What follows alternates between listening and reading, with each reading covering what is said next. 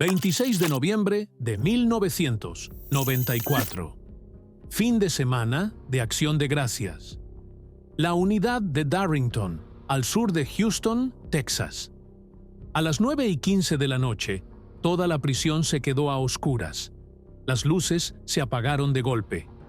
Las alarmas rugieron por los bloques de celdas, y los oficiales corrieron hacia las torres con rifles desenfundados. Los reclusos gritaron desde sus celdas. El caos se intensificaba. En ese momento, 3 hombres ya estaban en movimiento. Habían estado esperando esta noche, contando cada patrulla, cada cambio de turno, cada brecha en el sistema. Su plan era directo: cortar la primera cerca, escalar la segunda y correr antes de que los guardias pudieran rodearlos. Era una apuesta que pocos habían intentado en Darrington, una de las unidades más violentas de Texas. Al final de la noche, 2 hombres serían arrastrados de vuelta con cadenas, pero el tercero llegaría más lejos de lo que nadie pensó posible. Su nombre era Dennis Wayne Hope, de 22 años, cumpliendo una sentencia de 80 años por robos a mano armada. El estado de Texas había decidido que su vida terminaría detrás de alambre de púas, pero esa noche, él les demostró que estaban equivocados. Esta es la historia de cómo Dennis Wayne Hope escapó de una de las prisiones más seguras de Texas, evadió una cacería estatal y obligó al sistema a perseguirlo a través de las líneas estatales. Dennis Wayne Hope tenía 22 años cuando el autobús lo llevó al sur hacia la unidad Darrington. Había sido condenado por robo agravado. El juez le dio 80 años. No había posibilidad realista de libertad condicional. La prisión era conocida en todo Texas. Más de 2,000 reclusos estaban alojados allí. Muchos cumplían cadena perpetua o décadas por crímenes violentos. Los oficiales advirtieron a los recién llegados que Darrington no era un lugar para cometer errores. La recepción fue inmediata. Los prisioneros gritaron a los hombres nuevos mientras entraban. Los llamaron carne fresca. Hicieron amenazas desde las galerías.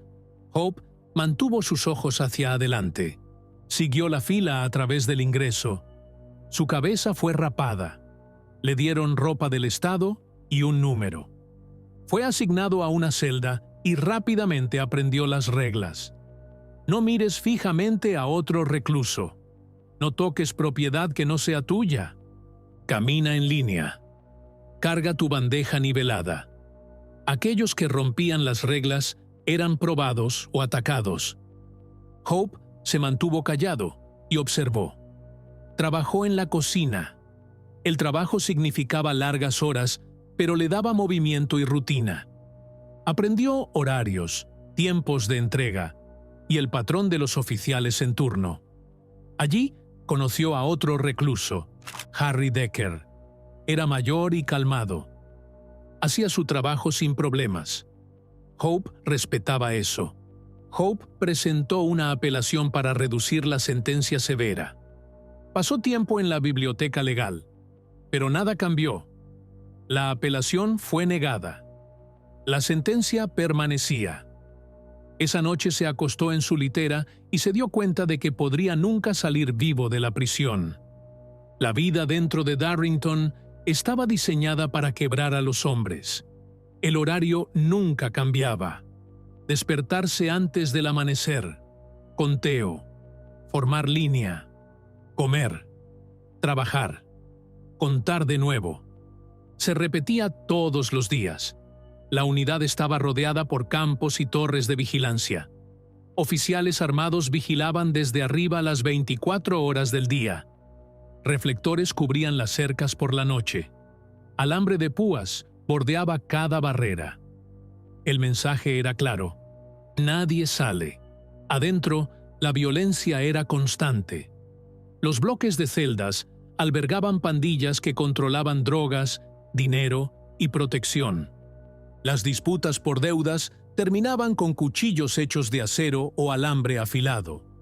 Los reclusos nuevos eran probados tan pronto como llegaban. Aquellos que fallaban en defenderse eran explotados. Hope se mantuvo apartado. Se alejó de discusiones y evitó apostar. Trabajó en la cocina y aprendió que la rutina le daba cierta seguridad. Movía comida, fregaba ollas y cargaba cajas. Era trabajo duro, pero lo mantenía alejado de lo peor de la política del bloque de celdas. Harry Decker trabajaba a su lado. Harry era mayor y respetado. Le dio a Hope consejos simples. No mientas, no robes a otros reclusos y no dependas de promesas. Hope escuchó. En un lugar donde la mayoría de las palabras no significaban nada, los consejos de Harry tenían peso. Pero incluso con la rutina, la amenaza de violencia nunca se fue. El motín de mediados de los 90 lo probó. Un momento, el ala estaba ruidosa con gritos. Al siguiente, los reclusos estaban sangrando en el suelo. Los guardias usaron fuerza para recuperar el control. Los cuerpos fueron sacados en camillas. Hope lo vio de primera mano. El motín le hizo entender cuán poco control tenía sobre su propia supervivencia. Si el grupo equivocado lo elegía como objetivo, no habría advertencia. No habría apelación. No habría oportunidad. Desde ese día en adelante, Hope dejó de pensar en años o décadas. Comenzó a pensar en oportunidades. No sabía cómo o cuándo, pero sabía que tenía que encontrar una manera de salir. Comenzó recolectando información. Cada movimiento dentro de la unidad seguía un patrón, y Hope prestó atención a todo eso. Observó cuánto tiempo permanecían abiertas las puertas del comedor durante las horas de comida. Contó los minutos entre las inspecciones de las torres. Cronometró los cambios de turno de los oficiales en el perímetro. La prisión tenía una respuesta estándar cada vez que se reportaba una fuga. Sonaban las sirenas, las torres fijaban su vista en los campos y se establecía un perímetro de 5 millas alrededor de la unidad. Los autos patrulla y los perros rastreadores cubrían el área. Hope lo vio suceder cuando otros reclusos hicieron intentos. Algunos eran imprudentes, otros mal planeados. Ninguno de ellos llegó lejos. Pero cada fracaso le dio más información sobre cómo reaccionaba el sistema. Fue entonces cuando se impuso una regla. Si alguna vez iba por la cerca, tenía que estar fuera de ese perímetro de 5 millas en 30 minutos. Si no podía, sería atrapado. Hope comenzó a correr todos los días con ese tiempo en su cabeza. Trató cada sesión en el patio como una prueba. ¿Podía cubrir la distancia lo suficientemente rápido? ¿Podía mantener su ritmo sin colapsar? Su experiencia en campo traviesa le daba una ventaja, pero la prisión le había quitado años de libertad. Se forzó a reconstruir su resistencia hasta que 5 millas se volvieron rutina. El siguiente paso eran las herramientas. Las cercas estaban reforzadas con alambre de púas. Cortarlas con las manos desnudas era imposible. Hope arregló un trato silencioso con un recluso que trabajaba en mantenimiento. A cambio de comida extra de la cocina, recibió un par de cortadores de alambre. Eran lo suficientemente pequeños para ser escondidos, pero lo suficientemente fuertes para cortar el alambre. Los probó detrás de la cocina, donde una jaula de almacenamiento tenía la máquina de hielo. Sin que nadie estuviera mirando, cortó un hilo de alambre. El corte fue limpio. La herramienta funcionaría. La devolvió al congelador, escondida debajo de cajas de carne. Para darse más palanca, después agregó tubos de cobre sobre las manijas, convirtiéndolos en agarres extendidos. Pero pasar por las cercas no era el único desafío. Los perros se usaban en cada cacería. Hope se preparó para eso también. Cortó tiras de mantas de la prisión para atarlas alrededor de sus piernas, tanto como acolchado contra el alambre de púas como una forma de enmascarar su olor. Robó calcetines de la lavandería y los llenó con pimienta cayena de la cocina. Creía que la especia confundiría a los perros lo suficiente para ganar distancia. La ruta de escape se unió por casualidad. Una tarde en la capilla, recogió un folleto de la iglesia dejado en el suelo. En la parte de atrás había un mapa del área que rodeaba la unidad. Mostraba carreteras, puntos de referencia y un conjunto de líneas eléctricas que corrían hacia Houston. Ese mapa le dio la pieza faltante, una ruta clara, una vez que estuviera fuera del alambre. Lo estudió cuidadosamente. El objetivo era simple: limpiar las cercas, correr más allá del perímetro de búsqueda de 5 millas y cruzar la carretera 288 antes de que la red se cerrara completamente. Una vez pasada la carretera, podría seguir las líneas eléctricas hacia el norte, alejándose de la prisión. Hope compartió su plan con Harry Decker. Harry había sido constante en la cocina. Escuchó y estuvo de acuerdo. Ambos hombres conocían el riesgo. Ser atrapado significaba años agregados encima de sus sentencias o ser disparado directamente. Pero Harry también sabía lo que Hope sabía. 80 años no dejaban otro futuro. Después, un tercer hombre entró en la escena: Jason Montgomery. Trabajaba cerca del cuarto de calderas y tenía conocimiento que nadie más tenía. Sabía dónde estaba ubicado el generador. Si ese generador podía ser apagado, las luces sobre las cercas se apagarían. Las torres perderían visibilidad, incluso por unos minutos. Esa ventaja podría ser la diferencia entre la libertad y un cuerpo en el suelo. Con la participación de Jason, el plan tomó forma. La secuencia era clara: quitar la energía, cortar la primera cerca, escalar la segunda y correr hasta que el perímetro de 5 millas quedara detrás de ellos. Para finales de 1994, la planificación estaba terminada. Hope tenía los cortadores modificados con tubería de cobre para palanca extra. Los probó en una cerca escondida detrás de la cocina. Los alambres se quebraron limpiamente. Sabía que funcionarían. Las mantas fueron cortadas en tiras. Cada hombre tenía un conjunto para envolver alrededor de sus piernas y cintura, antes de escalar el alambre de púas. Los calcetines llenos de pimienta cayena estaban listos, destinados a ser puestos sobre sus zapatos antes de la carrera. Hope los almacenó en una caja en la cocina, mezclados con ropa vieja que ningún oficial revisaba. Cada pieza de equipo tenía un lugar para esconderse. Los cortadores se quedaron dentro del congelador, enterrados bajo carne congelada. Las mantas fueron enrolladas y mantenidas detrás de una pila de mangos de trapeador. Nada fue dejado en las celdas donde una búsqueda aleatoria podría descubrirlas. El tiempo fue ensayado en silencio. Hope corría diariamente en el patio, empujándose hasta que 5 millas en menos de 30 minutos fuera una garantía. Harry mantuvo el ritmo como pudo, más lento pero comprometido. Jason, que no era corredor, fue instruido para enfocarse en su papel con la energía. La fuga no sucedería en un día laboral normal. Hope escogió el fin de semana de Acción de Gracias. Menos oficiales de rango estarían de servicio. Los turnos de noche serían manejados por personal que no quería nada más que un puesto tranquilo y un relevo rápido al amanecer. En la semana previa al intento, Hope observó por cambios. Estudió las rotaciones de las torres y los conteos de cabeza, asegurándose de que no se hubieran agregado nuevas medidas. Revisó 2 veces el camino desde la cocina hasta el patio, notando cada puerta y cerradura por las que pasarían. Las últimas 2 noches antes del intento, Hope apenas durmió.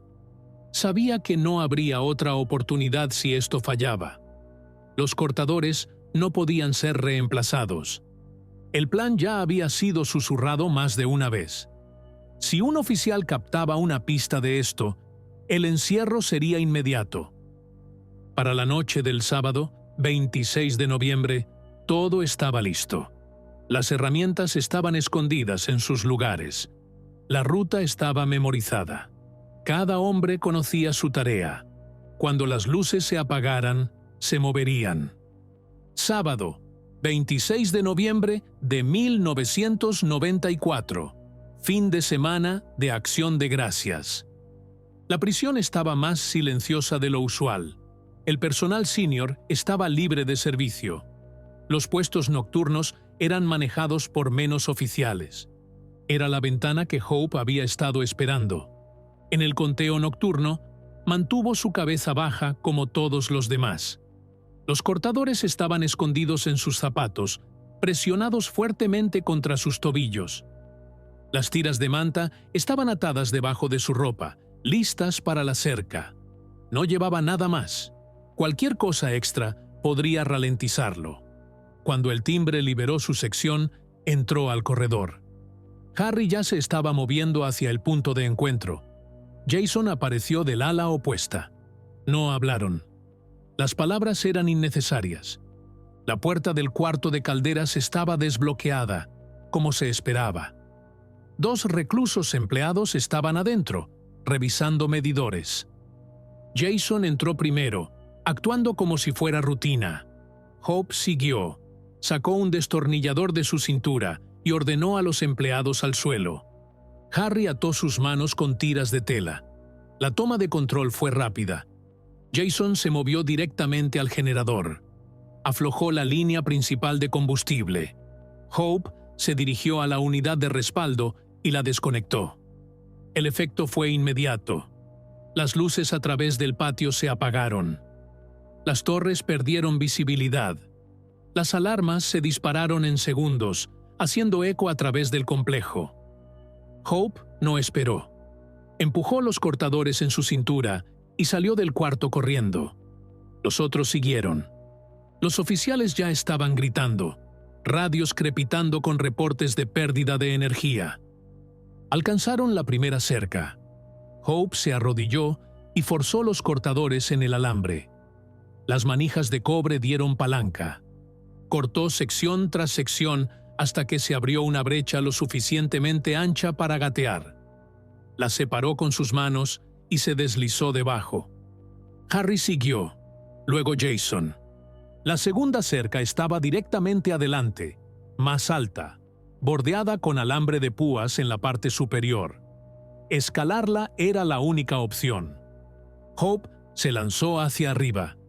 Sus tiras de manta atraparon el alambre, pero resistieron. Pasó una pierna por encima, cambió su peso y se dejó caer al suelo afuera. Su abrigo se desgarró, pero estaba libre. Harry fue siguiente. Se ralentizó a la mitad, su ropa atrapada en el alambre. Hope miró hacia atrás y lo vio atascado en la cima. Disparos sonaron desde la torre. La tierra saltó a su alrededor. Sin vacilación, Hope corrió de vuelta. Agarró a Harry por el brazo y tiró fuerte hasta que la tela se desgarró suelta. Harry cayó por el lado. Jason escaló último. Pasó la cima mientras el fuego de armas se acercaba.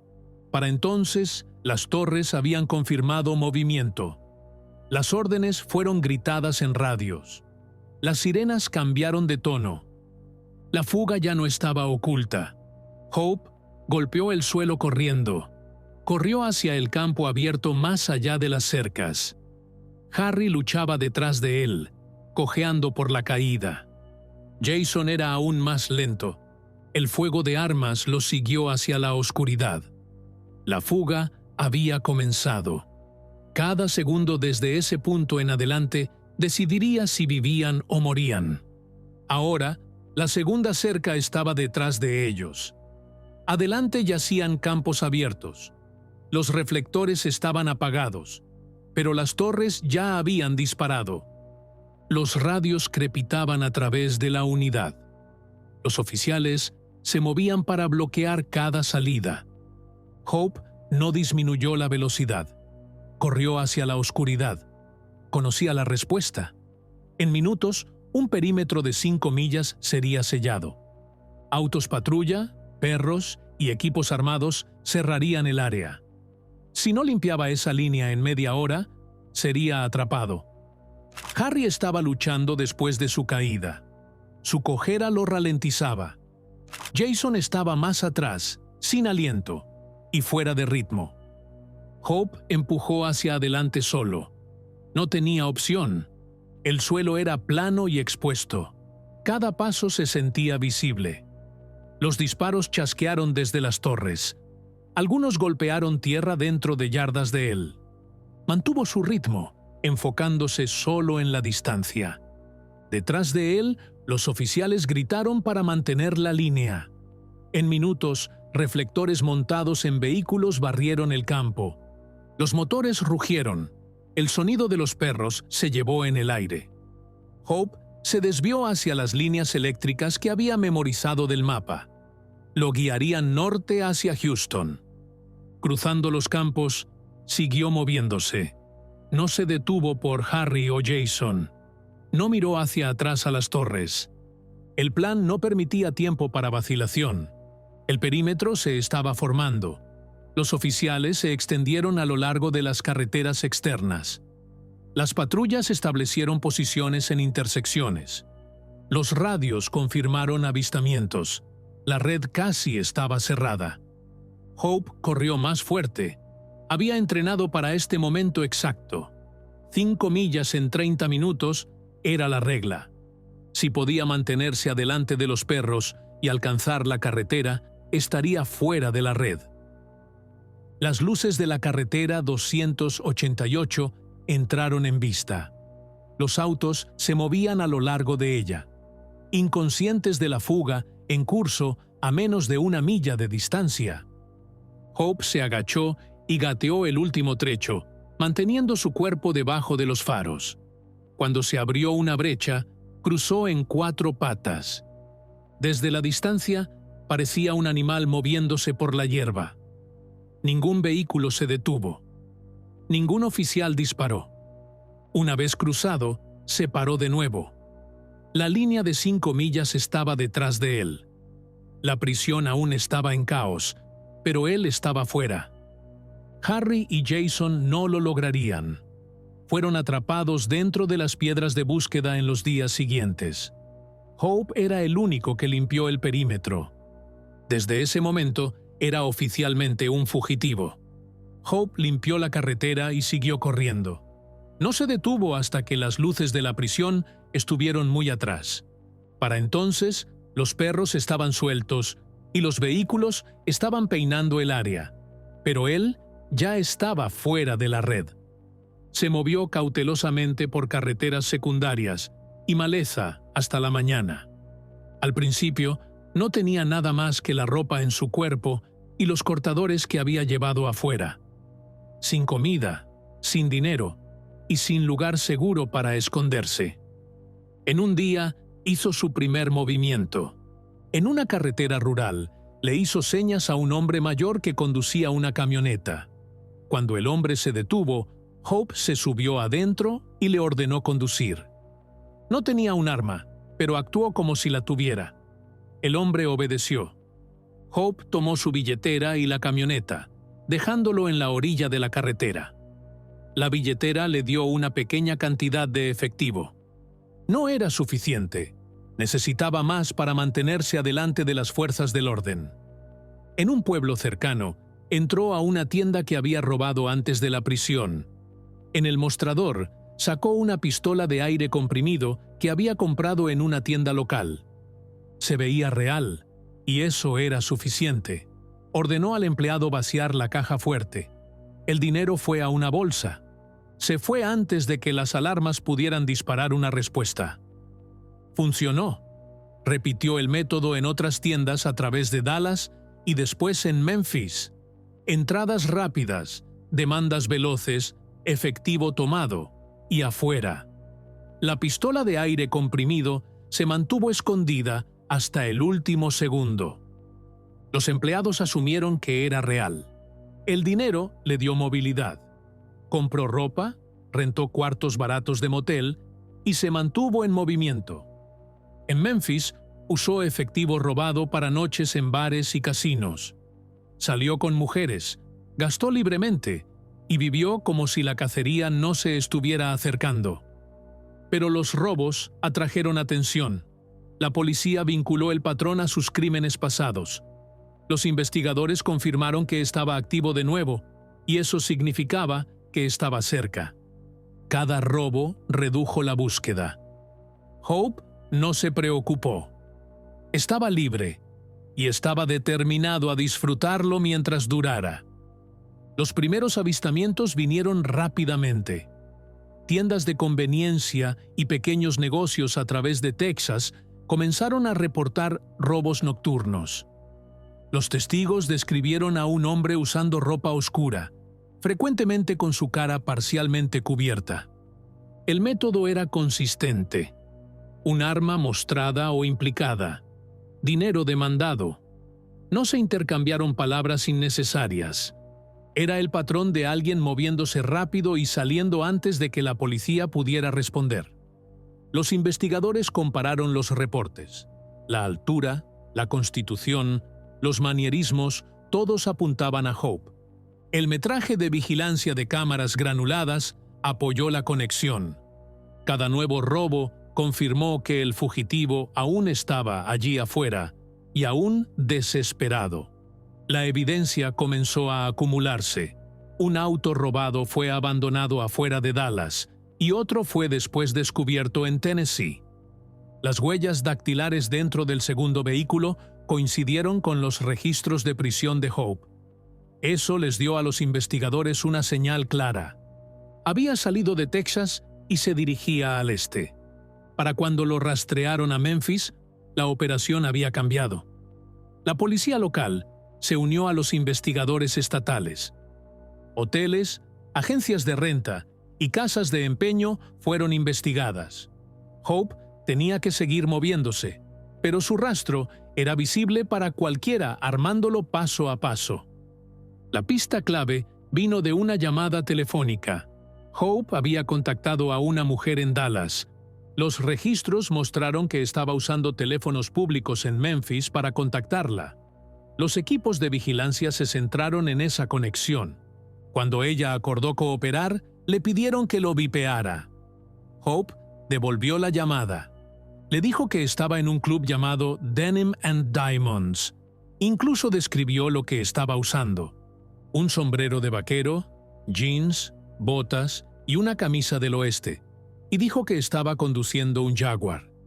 Fue un error que terminaría su huida.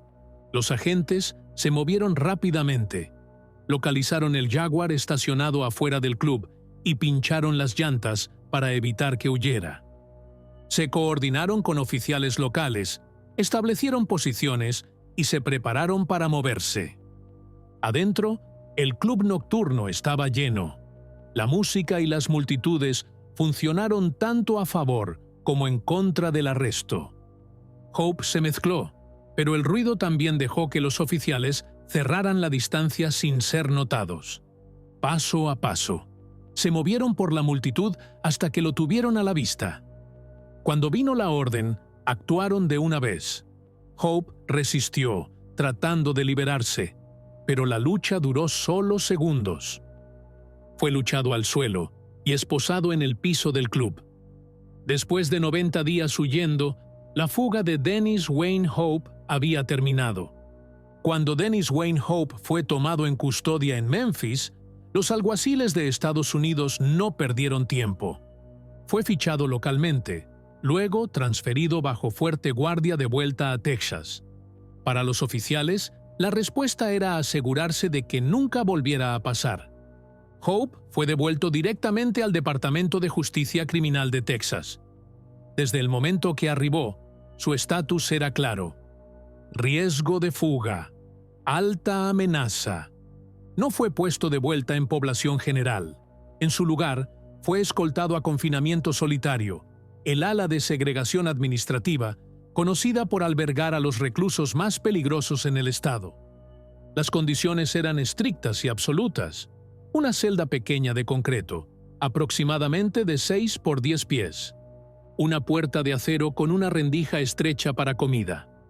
Una cama, un inodoro y poco más. Las luces permanecían encendidas alrededor del reloj. El tiempo afuera de la celda estaba limitado a 1 hora al día, en un pequeño patio enjaulado. Incluso eso era en completo aislamiento. El contacto con otros era mínimo. Las comidas se deslizaban por la ranura. El movimiento dentro de la prisión significaba restricciones completas. Esposas, cadena de cintura, grilletes de piernas y escolta armada. Cada interacción era controlada y cada privilegio despojado. La razón oficial era seguridad. Después de 90 días huyendo, robando negocios y robando vehículos, Hope había mostrado que podía superar a las fuerzas del orden. El Estado decidió que no tendría otra oportunidad. Los años pasaron en este ciclo. Lo que fue pensado como una precaución se volvió permanente. El confinamiento solitario se volvió su mundo. Para mediados de los 2000, Hope había estado encerrado en aislamiento por más de una década, uno de los confinamientos solitarios continuos más largos en Texas. Para 2017, Dennis Wayne Hope había pasado más de 23 años en confinamiento solitario. Hope comenzó a argumentar que esto ya no era castigo, era tortura. Desde su celda, comenzó a escribir documentos legales. Con el tiempo, su reclamo llegó a las cortes que su aislamiento prolongado violaba la prohibición de la Octava Enmienda sobre castigo cruel e inusual y la garantía de la 14ª Enmienda del debido proceso. La demanda atrajo atención. Los expertos en prisiones notaron que el confinamiento solitario a largo plazo tenía efectos psicológicos devastadores. Los estudios mostraron que el aislamiento extendido causaba depresión, alucinaciones, ansiedad y, en algunos casos, daño mental permanente. El caso de Hope puso a Texas en el centro de atención. Pocos estados en América mantenían a hombres en solitario por tanto tiempo, sin revisión o posibilidad de liberación. En sus documentos, Hope detalló sus condiciones. Describió vivir en una celda donde solo podía dar unos pocos pasos en cada dirección. Explicó que no tenía acceso a rehabilitación significativa, sin oportunidad de reentrar a la población general de la prisión y sin camino claro fuera del solitario. Argumentó que efectivamente había sido sentenciado a vivir el resto de su vida solo en una caja. El estado de Texas respondió que su colocación estaba justificada. Hope, argumentaron, permanecía como un riesgo de fuga debido a su historial. Reclamaron que representaba una amenaza continua a la seguridad, y la única manera de contener esa amenaza era segregación indefinida. El caso se movió por las Cortes Federales. En 2022, la Corte de Apelaciones del Quinto Circuito de Estados Unidos consideró su apelación. La Corte no desestimó sus reclamos. En su lugar, reconoció la seriedad de mantener a un hombre aislado por más de 2 décadas. Los jueces dictaminaron que su demanda tenía suficiente peso para proceder, una victoria rara para un prisionero desafiando el confinamiento solitario. El caso de Hope después llegó a la Corte Suprema de Estados Unidos en 2023. Sus abogados pidieron a los magistrados dictaminar sobre si tal aislamiento extremo a largo plazo era inconstitucional. La Corte declinó tomar el caso, dejando el dictamen limitado del Quinto Circuito intacto. Aún para Hope, fue prueba de que su voz había llegado a la corte más alta del país. Aunque no vino una decisión amplia, el caso puso luz sobre un sistema que había ido largamente incuestionado. Los grupos de defensa señalaron la situación de Hope como un ejemplo de cómo el confinamiento solitario podía volverse castigo permanente sin supervisión.